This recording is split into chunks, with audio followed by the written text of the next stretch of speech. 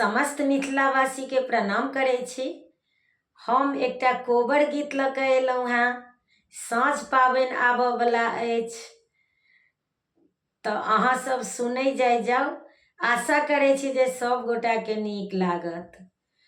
सोना के गज कोबरी रे कोबरी, कोबरी बानी माई है कोबरी बानी, माई है हीरा मोती लागल के बार चारू दिस कोबरी बनी। सोना के गज कोबरी रे कोबरी, कोबरी बानी माई है कोबरी बनी, माई है हीरा मोती लागल के बार चारू दिस कोबरी बानी। ताहि पैसी सूत गेला दूल्हा से, राम जी माई है कोबरी बानी, माई है पीठी लागी सिया सुकु मारी चारू दिस कोबरी बानी। ताहि पैसी सूत गेला दूल्हा से, राम जी माई है कोबरी बानी, माई है पीठी लागी सीता सुकु मारी चारू दिस कोबरी बनी।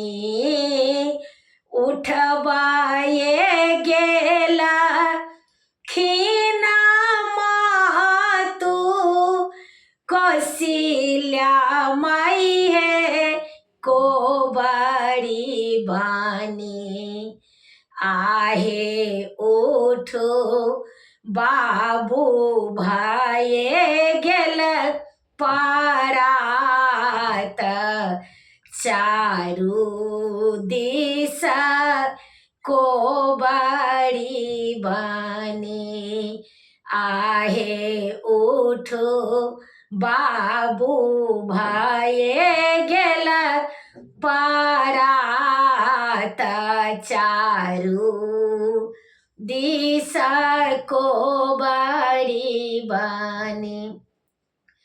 हम नाही उठा बाए मातु, कौशल्या माई है कोबरी बानी, माई है सिनुरा भरल धानी कोर, चारू दिस कोबरी बानी, माई है काजर भरल धानी कोर, चारू दिस कोबरी बानी।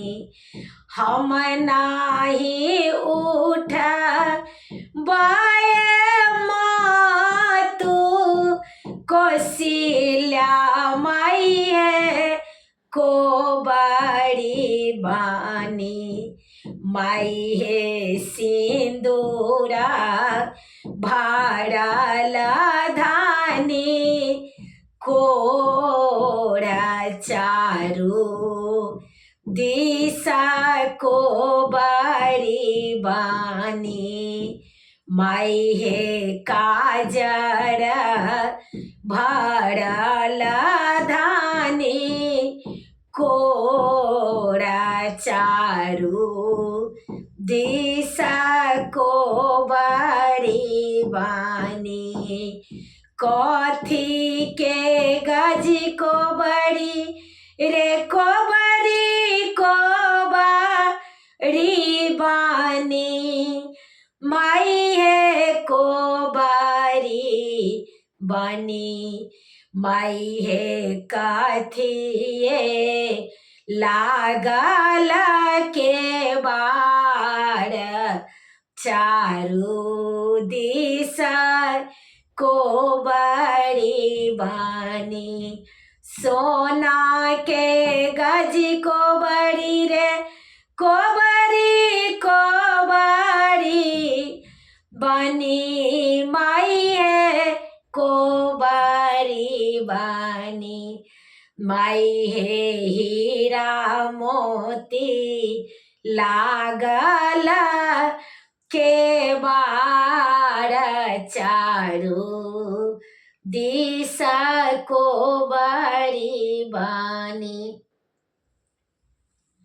समस्त मिथिलावासी के प्रणाम करे छी।